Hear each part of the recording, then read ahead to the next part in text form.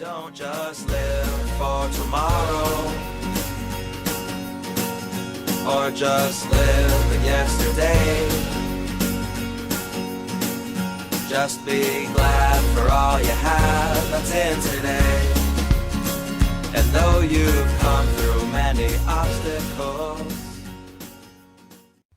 Hey everyone, Connie here, and welcome to my blind reaction to Infinity Train, Book 4, Chapter 1. So, it feels strange, but I looked it up and I found out we only posted the last the last video for Book 3 in November 25th of last year. I can't be the only one who feels it's been a lot longer than that. Like, I understand that's just a couple months short of a year. But still, I really felt like it had been a lot longer than that. Like, I thought it had been more like maybe, say, July of last year, not November. So that caught me off guard.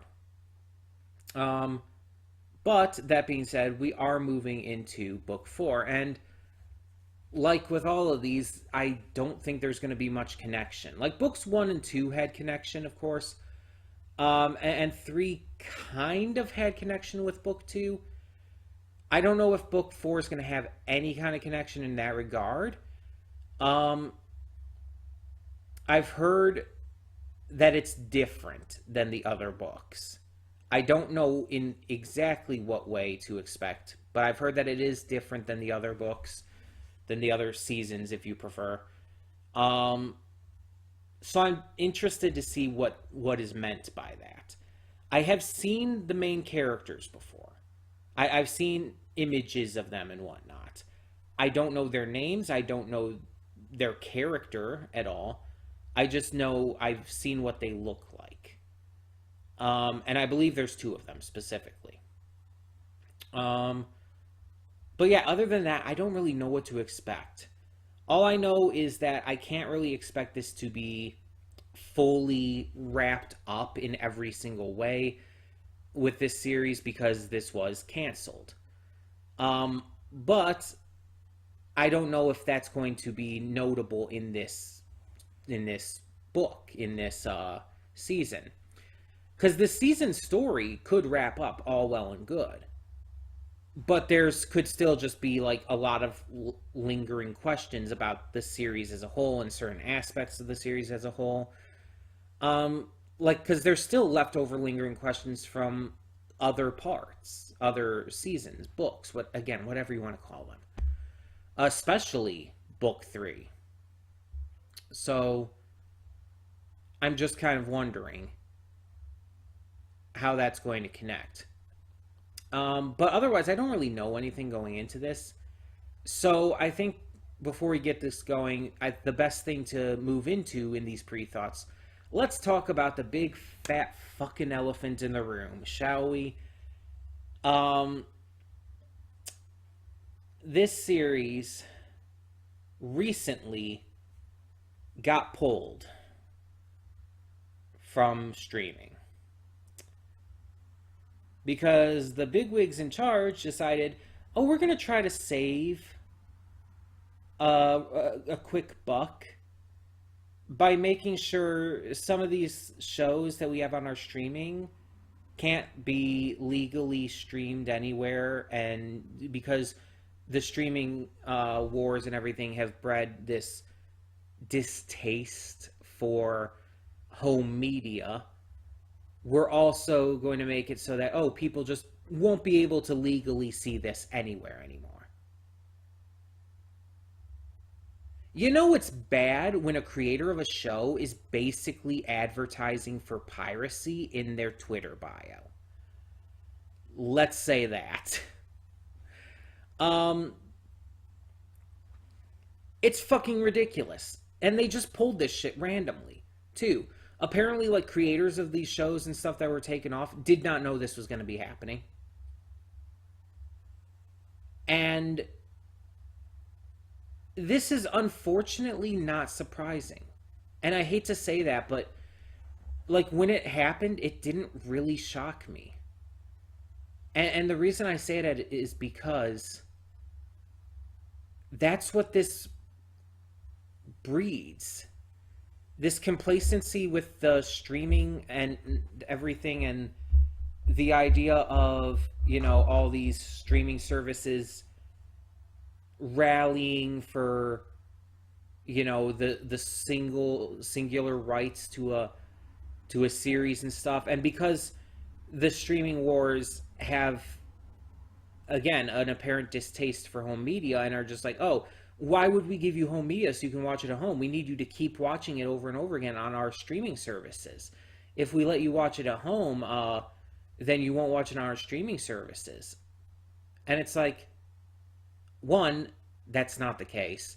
A lot of people just like the home media just to have it. They don't actually watch from it a lot of the times.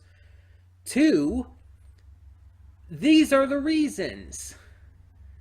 Because you pull this shit and make it literally impossible to stream, quote unquote, legally in any way, from anywhere. It's just like, so what are we supposed to do? Just never be able to see Infinity Train again? Unless we pirate it? Well, yo-ho, motherfuckers, this is on you. And it's just... And here's the thing, and a lot of people may disagree with me on this point and all, but I've always been one to be on the unpopular side and opinion regarding pirating, where I've actually always considered it kind of the right thing to do. Because of reasons like this, because of services that try to monopolize these rights and basically hold the entire series and its viewing possibility in their hands.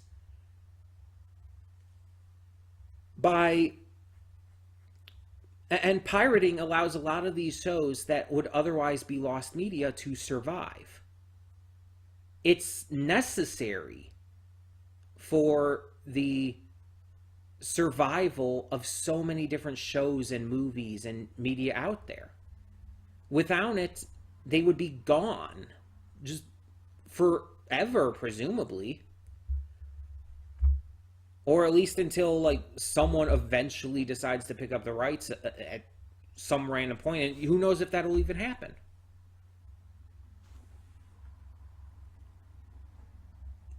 I feel like the arguments that people make against pirating media oftentimes are just capitalist excuses.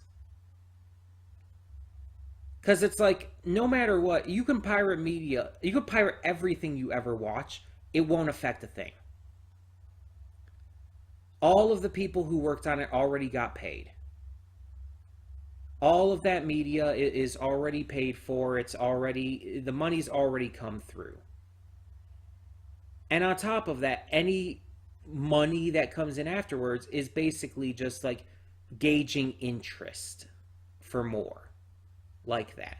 And you could say like, okay, so then by not paying afterwards, you're showing them that you don't have interest in anymore, right? You could think that.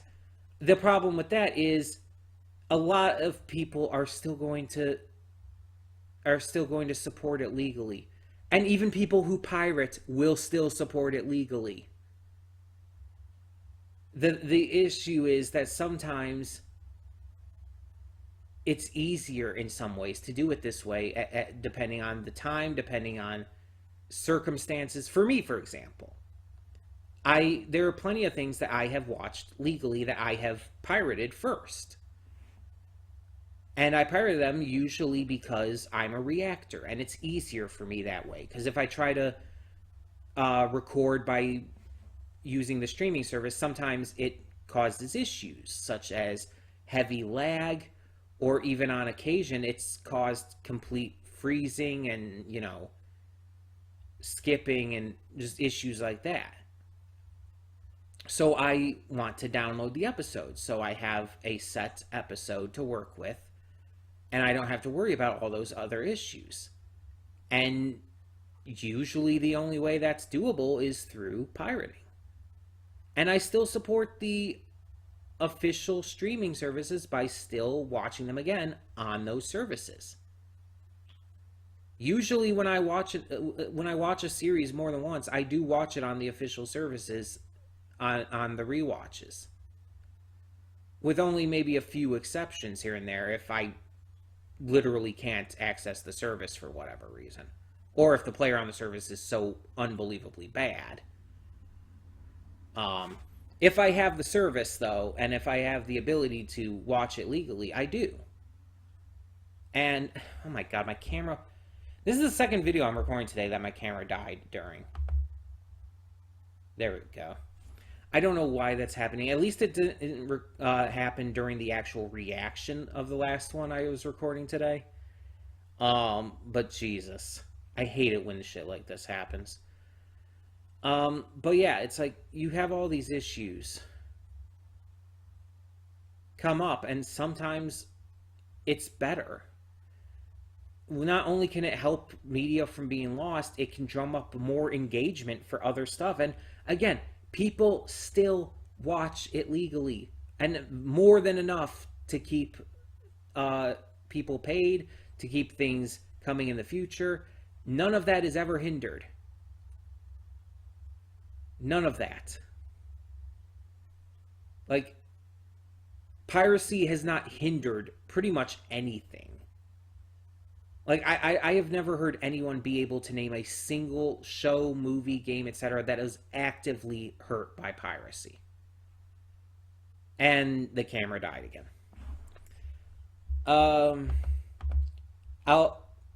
And it's not coming up now. God damn it. Hold on just a second here. I apologize for this. I don't know why this shit's happening. This may not be fully centered anymore, but let's try this again.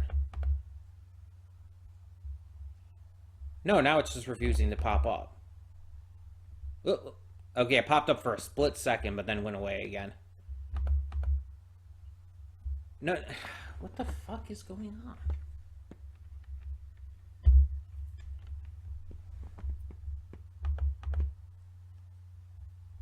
I have no fucking clue.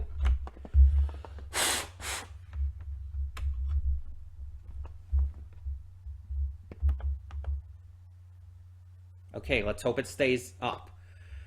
I apologize for all of that. I have no fucking clue what's going on. But either way, yeah.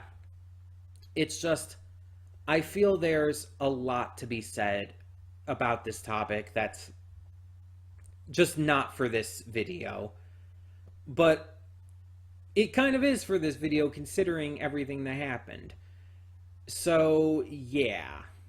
Just letting you know all of that ahead of time and just reminding you that it's like sometimes with everything going on and with how the streaming services handle things and everything, sometimes it's not going to be a bad option here. Just saying. But yeah. So either way, I do still suggest you support official releases when and if you can. But if the option is not available or for whatever reason you need to do otherwise, don't be afraid to pirate. It doesn't hurt the industry and everything as much as people will have you believe. And you could find like all kinds of like things on that, on why that's the case on YouTube and elsewhere. Either way, we're going to get on with this reaction before anything else happens with the camera. Let's be honest here. So, like I said, since I don't really know anything else going into this, we're going in pretty much blind. So, when the screen fades to black, pause this redirect and go to the description below. Follow the link to the reaction, and after you watch it, come back here to the redirect and resume play. Because after it fades to black and then fades back in, Everything from that point forward will be my afterthoughts and will contain spoilers to the episode. So, that being said, thank you so much for tuning in, and I will see you at the reaction. And we are back, and we'll begin with spoilers in 3, 2, 1, now. 11 minutes. In 11 minutes, despite the seemingly at least difficult odds of doing so, this first episode established everything I feel we need to know going into this season. It told us who these characters are.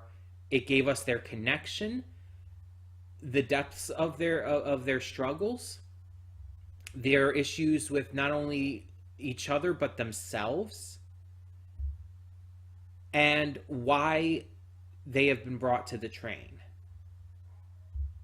It tells us in 11 minutes everything we need to know. And this is something that I feel none of the other 3 seasons did. Tulip, in season 1, we learned more about her as the season progressed. And she definitely was made into a fuller, more whole character throughout the season. Like, we learned quite a bit about her in the first episode, yes. But I feel like she never felt complete as a character, or rather, I guess you would say, she never felt like a fully realized character in the first episode for me. And having recently rewatched those first couple episodes of season 1, I can't actually say that without just thinking oh, it was in the past and I'm not remembering it correctly. No, I had seen those again recently. So season 2, Lake was already developed from season 1 a little bit as a mirror image of Tulip, who wanted to forge her own identity. And so that was already established. So at the start of season 2, we really didn't need to establish Lake that much. It was more about Lake figuring out exactly where she was going. And the journey was well handled in that regard. But yeah, it's it really didn't need to establish her at the start, because she already kind of was. And then with season 3, again, it had characters who appeared before as well as a new character, and all of that establishment that was done before was kind of seen as okay, we're going to start there and build them throughout the season. We're not going to give any baseline to them right off the bat. So having this season, having book 4 kick off in such a just deeply character focused way like this makes it feel so unique to the other seasons in the best way. And I hadn't really explained that yet. I just been talking about how it felt so different from the others, but I do mean this all in the very best way. This was a phenomenal season opener, because not only did it introduce us to these characters extremely well and allow us to know them, allow us to learn everything that they're about and see exactly what their issues are, again, with both themselves and each other. It also told us everything we need to know about why they're going to be on the train.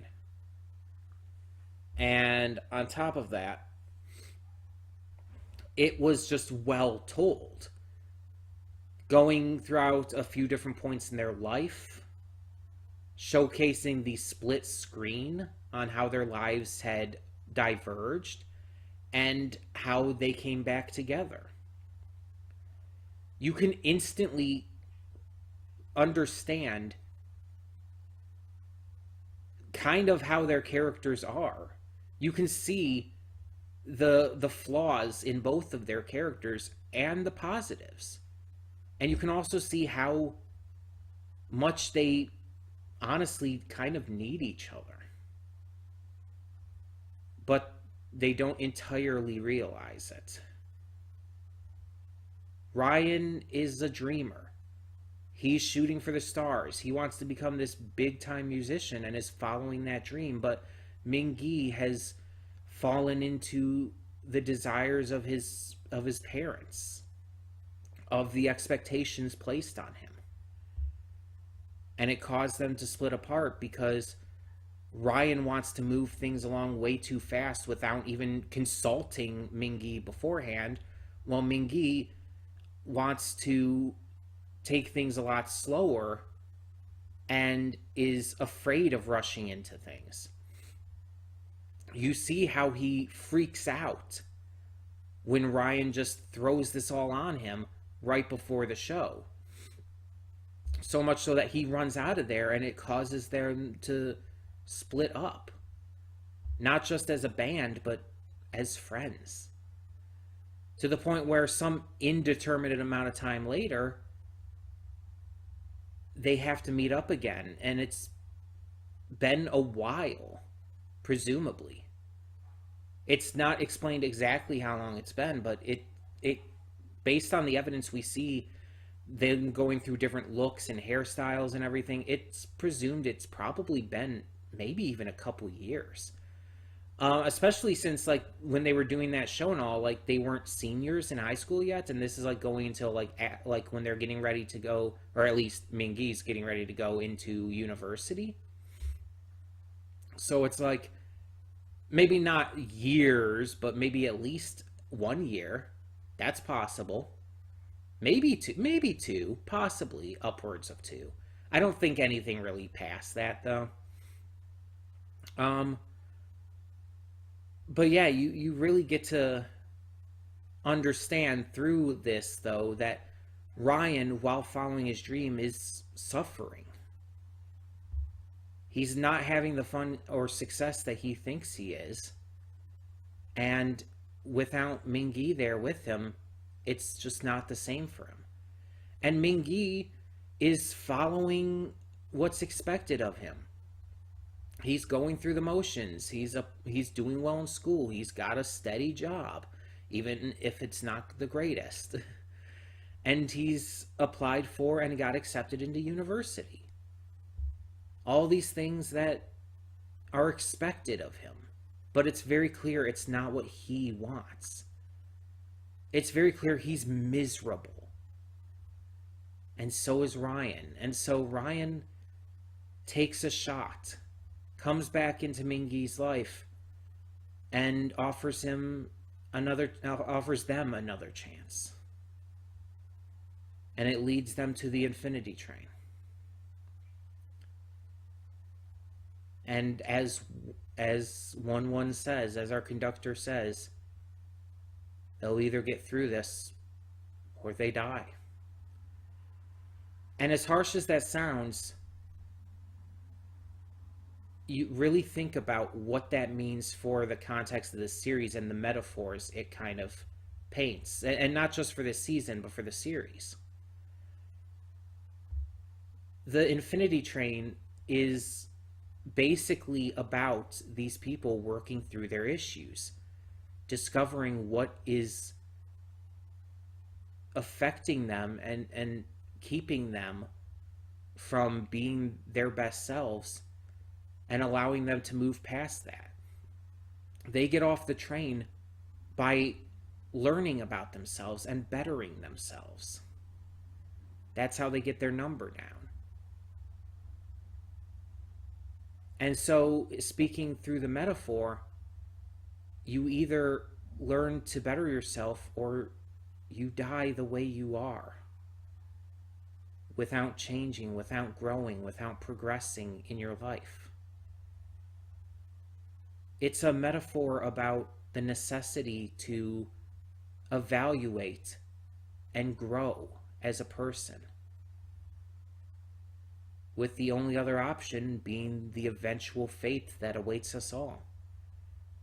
You can either become better and live a more fulfilling life, or just await your death. And nowhere is that more perfectly expressed than in this episode. That is the struggle that these two have to come to terms with. And they have to do it together. This is not something either of them can do alone. It's not something they can do through fighting each other. They have to come together to fix this. Because this is their story. And knowing this series, this could go either direction. This series is dark, and it doesn't always end happily. I mean, look at last book. Holy shit. Look at last season. Like, my God, you want to talk about not ending happy? Jesus.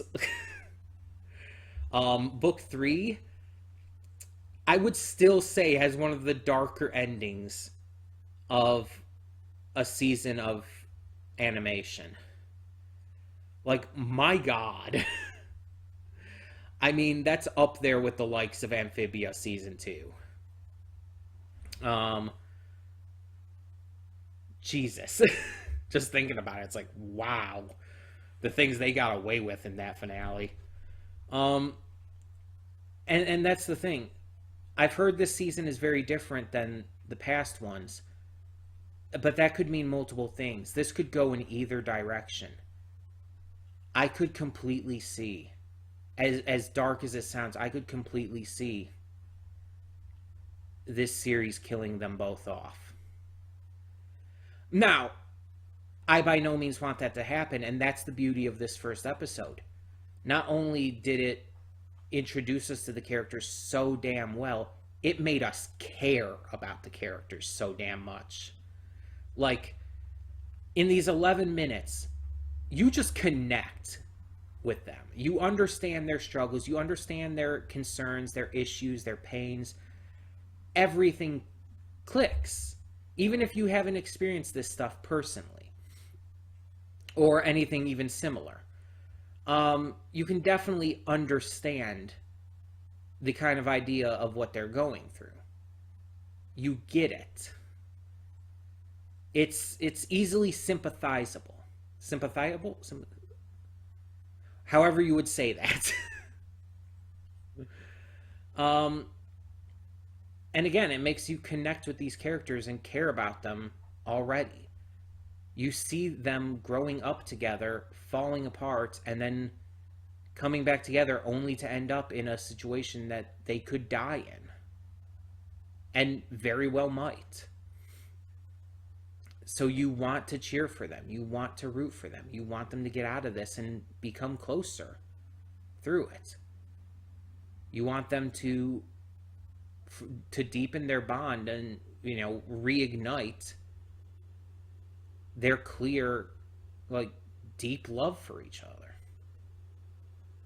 And I already know some people are probably going to think about this, right away with this series. There's probably going to be people shipping them already. It's going to happen. It's like they're lifelong best friends. They're kind of cute together. It's like, yeah. I'm not there yet. I know, me, the serial shipper who, will ship anyone and everyone with the greatest of ease. I'm not there yet with them. I see their friendship greatly, and they really, obviously love each other. But love is not just romantic, keep in mind. Friends love each other. There are different forms of love. And it's clear that they love each other. It's clear that they need each other. As to whether that will be romantic or not is up to be seen, but I don't see it that way yet. Right now, I see them as best friends. Really close best friends, but I don't quite get the romance connection at this point. And that could change very quickly. But we'll have to see on that. Either way, this was a really damn good first episode. again, with the way it established things so quickly and so effortlessly, it really impressed me. And yeah, I'm very excited to see where this goes next. Um, I have no idea if this will be able to beat season 3 for me, because it's like, again, Jesus. But I'm all for it if it can, and so we'll find out. Either way, tell me in the comments below, what did you think of this first episode of Infinity Train Book 4? And as always, no spoilers. Please, I wish to continue on with this without knowing what's going to happen, because I'm surprisingly pretty much spoiler free on everything with this. Like, again, I knew what the characters looked like, and I knew that people had said this season is different from the others. That tells me almost nothing, and I like that. I like that I'm going into this very blind. So, like I said, tell me your thoughts down below, and for now, I'm Connie, and I'm signing off. See y'all next time.